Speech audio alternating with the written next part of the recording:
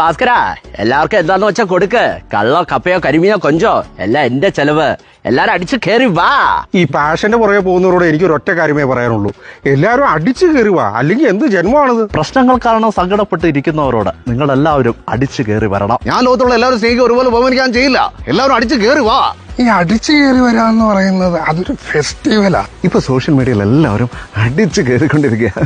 എന്റെ ഡാഡി ഇതെങ്ങനെ അറിഞ്ഞാലുണ്ടല്ല, എല്ലാരും അടിച്ചു കയറി വാ. എല്ലാവരും അടിച്ചു കയറി വരാൻ പഠിക്കണം. കേസാണിച്ചില്ല, എല്ലാവരും അടിച്ചു കയറി വാ. അല്ല, ഇങ്ങനെയുള്ള കുറെ കാര്യങ്ങളൊക്കെ ഉണ്ടാവും. പക്ഷെ എല്ലാവരും അടിച്ചു കയറുക എന്ന് പറയുന്നത് വളരെ നല്ലൊരു കാര്യമാണ്. ഇവന്റെ കൂടെ ആര് കിടക്കും? നീ കിടക്കൂടാ? ഞാൻ കിടക്കൂല. എല്ലാവരും അടിച്ചു കയറി വാടാ. അല്ല, ഞാൻ മനസ്സിലാക്കിയെടുത്തോളം ഞാൻ ഏട്ടന്റെ സിനിമയിലാണ് ഏറ്റവും കൂടുതൽ അടിച്ചു കയറി നിന്നിട്ടുള്ളത്. എന്നാ ചേട്ടൻ എന്താ വേണ്ട? കള്ളോ കപ്പയോ കരിമീനോ കൊഞ്ചോ എന്താണ് വേണ്ടത്? എല്ലാവരും അടിച്ചു കയറി വാടാ.